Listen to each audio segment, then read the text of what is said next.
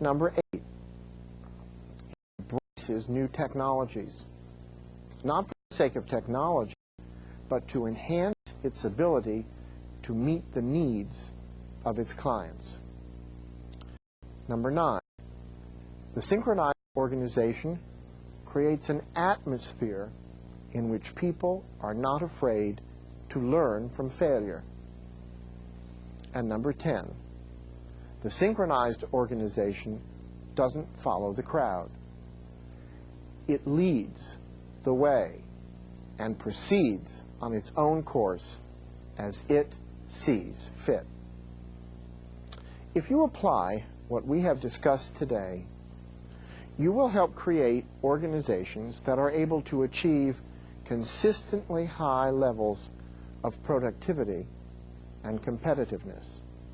Plus, you will also be ahead of the curve, anticipating changes in the marketplace, not discovering them when it's really too late. You will become a change agent, ensuring the success of your organization no matter what challenges you may face. Now, let's talk about how ready you feel you are to apply this success formula and create the synchronized organization. What hurdles do you think you still have to overcome, if any? What questions do you think you still have to answer before you can proceed? On a scale of 1 to 10, with 10 being the most willing to create a synchronized organization, how would you rate yourself? I'm really eager to hear your score and your thoughts. Thank you very much for that excellent presentation. Before we take the first question, I am going to make a statement from my experience as a lawyer, and I'm going to ask Dr. Goldstein his opinion.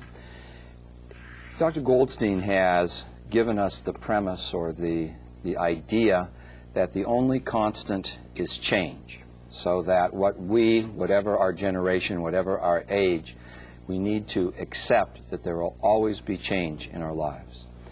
It is my experience as a practicing lawyer that with change inevitably comes conflict, so that as part of an organization or an educational institution or an individual seeking out opportunities and attempting to change his or her or its way of living or doing business, there will be conflict. There will be conflict with other people. There will be internal conflict within an individual or within an organization. That we as lawyers in the United States, in Europe, in Latin America, have a judicial system that we work in which is probably most kindly described as old-fashioned, that it is not designed to truly deal with conflict. It is adversarial, and it does not attempt to really get to the human values or the human conflict underneath it. So my question to Dr. Goldstein is, one, does he agree that it is inevitable that there will be conflict with change? And secondly, if we accept these opportunities and welcome change, what do we do with the conflict which is going to arise? Well, I would answer the second part first. What we do with the conflict is that we go to lawyers and pay them lots of money to help us resolve the conflicts. But I would go back to the first part first. Of course, conflict is inevitable, but conflict can be separated into different levels of conflict. There is conflict that can easily be avoided, but that gets off on the wrong track. And very often conflict is a matter of miscommunication at its most basic level. There are some differences that are very extreme, particularly as we've explored in the earlier segment, particularly because change, the art of change, the science of change, involves people. There is needless conflict. We all know that when we see it. And then there are things that are fundamental. But conflict is both healthy and it is unhealthy. Just as working, for example, stress can be unhealthy and it can be healthy. If we didn't have deadlines that said we had to have something done by a certain time, human nature being what it is, most of us would put things off. So we need a little stress to get us moving. I think the important thing is to minimize the negatives and to increase the positives that come out of whatever conflicts or rubs there may be. But I also go back to my point that change is ongoing. And if again we remember what Heraclitus said, and that is the only constant is change, and he used the metaphor of the river, that you step into the river and out of the river stays the same, you know, it just goes on. And the important thing is that we have to remember that if we are constantly open to change, we're going to minimize the conflicts because we're keeping ourselves alert to the necessity to make adjustments in our lives. The problems occur when somebody says, okay, this is as far as I'm willing to go. This is me, right over here. That's the end. Now if you try to change this, I'm going to resist, or if you change that, I'm going to resist. I think once you adopt a change mentality and those 10 mindsets that I outlined at the first segment, flexibility and the other things, I think you'll minimize that. We have a question that's been faxed. It's from Mexico, and I'm not going to say exactly which site it's from because they're giving their score. Well, I guess it's from the Instituto Tecnológico de boy, 3 cheers for them. I'm delighted. I have rated a 4 on your change scale. What can I do to improve? Well, what you can do to improve is to go back and look at all of the categories where you were weakest, and then to link them to the parts of the implementation of change that was in our circle of how you implement a synchronized organization. There were 12 segments in that scheme. And if you go back and take your take your score and see how you answered, which questions you didn't answer, indicating you were willing to change. In other words, the ones where you showed your organization was inflexible. And go back and see how each one of the segments of that clock could help you improve on your score. You will begin to fit your organization's behavior today into how you need to frame its strategy or strategies for the future. That's why I started the way I did. I started with you, we went to your organization, and then eventually, having given 2 examples of 2 companies that worked to synchronize themselves, then I gave you the process so that you would be equipped to turn back to the beginning like the hands of a clock. As I said, this is a dynamic process, so you keep moving it around. So you evaluate and you keep evaluating. Our next call is from Argentina. It is from the Grupo Previsional Nación in the city of Buenos Aires in Argentina.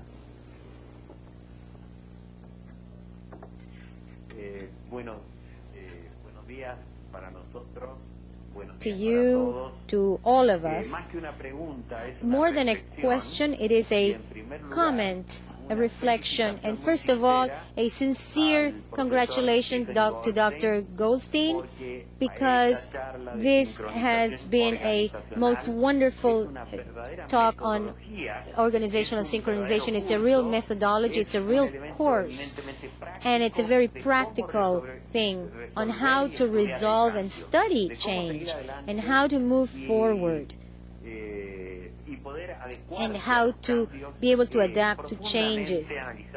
And once you have really profoundly analyzed the company or the organization, really congratulations to the ITC for having organized this program, because it also shows that they have a great ability to offer the very best talks and lectures and programs at the best time.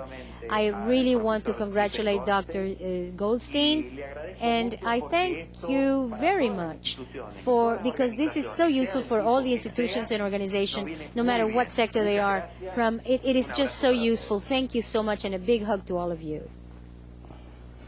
Excellent. I'm going to ask the next question of Dr. Goldstein, which is, we just talked about a group that scored 4 on its change scale. Let's take a group that is scored somewhat higher, that believes that it is beginning to implement the strategy and its score is moving up from a 4 to a 5 or to whatever. Are they done at that point in time? Having implemented the change, is it over, or are they going to just be confronted with a new set of challenges or opportunities? Well, consistent with what we've been referring to along the way, of course it never stops, and the worst thing you can do is to become complacent. You know, it's kind of like what happens, I suppose, with an athlete who goes to the Olympics and who gets a wonderful score, who gets a medal, and who people then think is at the top of, you know, his or her game.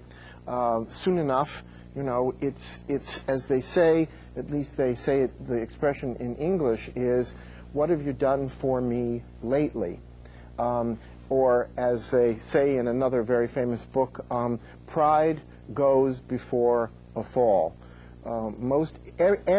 Everything is cyclical in life as part of nature, and what happens is that those that are likeliest to wind up with a score of 4 when they don't want it are those that thought they did better before, because they got a 5 or a 6 or a 7 or an 8. That also applies to individuals. If the world is always changing, it stands to reason that you must always be sensitizing yourself to what may be coming your way. This, by the way, is the hardest concept for people to grasp. There is nothing easy about this. I know I explained it in 10 questions you could answer for yourself, yes or no, 10 questions about your organization. This is the most difficult concept and the most difficult process to put in place. By nature, people do not like to change. And I have found from speaking around the country and speaking in other parts of the world, I can come to a group of people and share information, and I know that their minds are closed to a certain percentage. You know that because you talk to people every day of the week whose minds are closed, and you know how difficult it is, even when you have something important to share, that people's minds are closed. So what this is about is opening people's minds, and it starts with you yourself, because if you're open, people will get that. So people said before, how do I get people within my organization? This was a question in our first part. How do I get people within my organization to be open? You be open as the first step. They'll get that signal, and they will understand that it's okay for them to be open.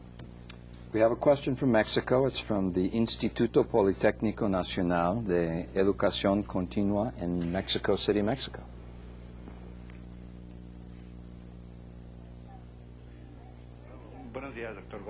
Good morning, Dr. Goldstein. I want to congratulate you for the model that you're presenting to us about synchronization. I am very interested in hearing a little bit more about the first case of the Banco del Atlantic Bank, and what were the impacts and the results they had on the clients and the structures and the leadership aspect. The Atlantic Bank is just now implementing their change to 24-hour, 7-day-a-week banking.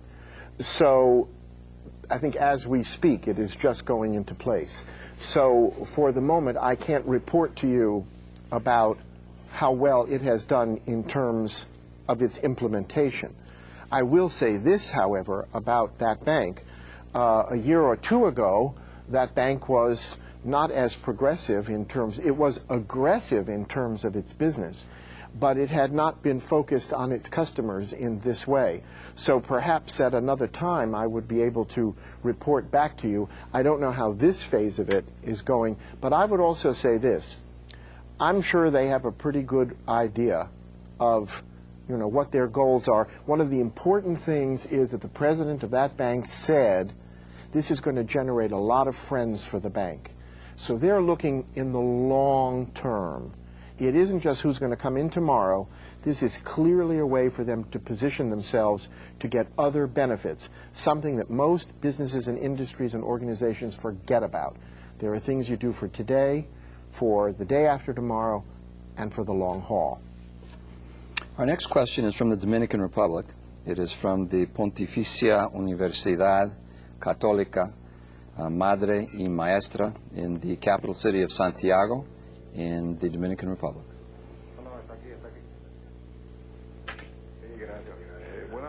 Good afternoon, Dr. Goldstein.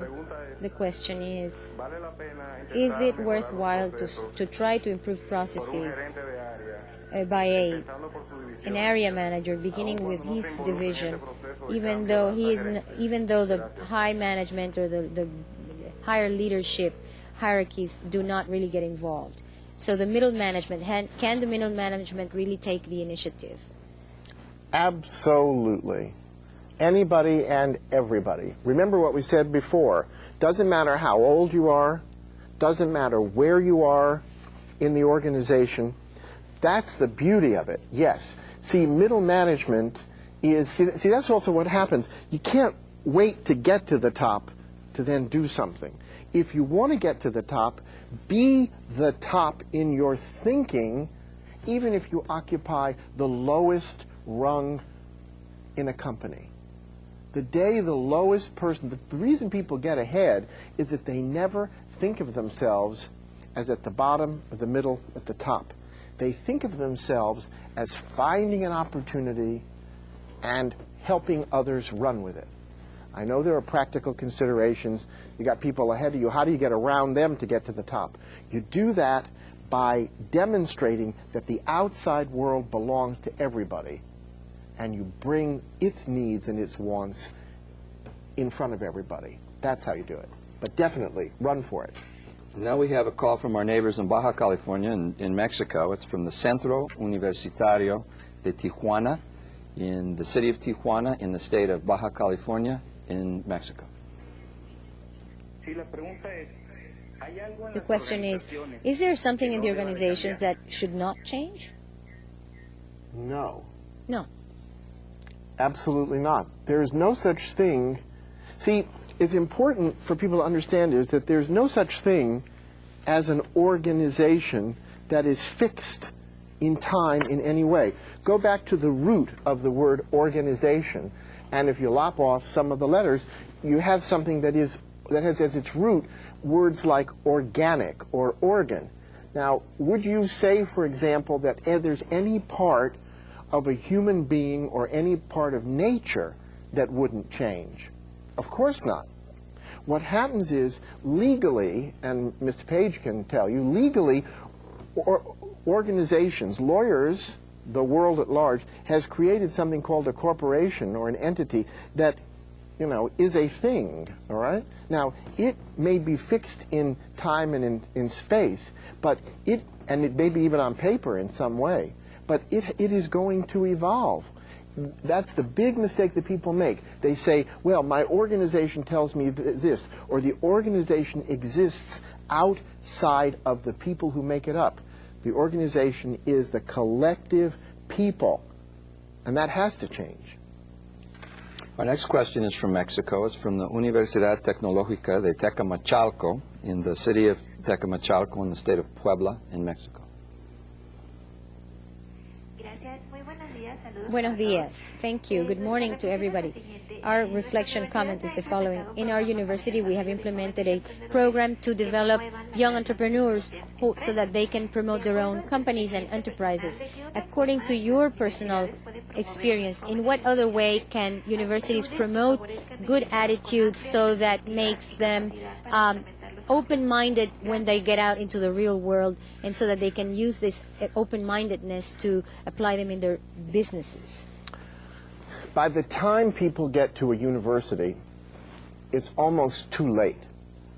Going back to the notion of the art and the science, if you're going to create a spirit of adventure and flexibility and motivation among people, people have to do that. Parents have to do that from the time that children are born. People must understand that the world is a world of infinite possibility. Now, I know that's not always the case, so let's take that ideal situation and move it into reality. The best thing that entrepreneurs can do and universities can do to foster a spirit of entrepreneurship is to mentor young people. So every entrepreneur should really think that his or her responsibility is to find young people to groom to come into their organizations, or to help them start their own businesses and organizations. So it's an attitude, and that has to be fostered, that the world is filled with possibility. There will always be new opportunities. Nothing is ever fixed, and there is always the chance to develop new ideas and new ways of looking at things. Okay, this is likely to be our last question. We're a little pressed for time, but this is from the Dirección General de Educación Tecnológica Industrial, CETIS number 3, in Mexico City, Mexico. Muchas gracias. From the College of Professional Technical Education from Veracruz. Thank you, Dr. Goldstein, for your knowledge, because you have really given us a recipe to change, for changing. Now we understand that first we have to change within ourselves, and a constant change, and then we can change the organization. Our question is the following: what is the impact that a company can have, or an institution, if they want a change, if they have the people who are already able and skilled, but if the economic situation is a problem? What if they have the perfect people, but they don't have the resources? Well, I recall somebody telling me that he never made money in good times. He only made money in bad times.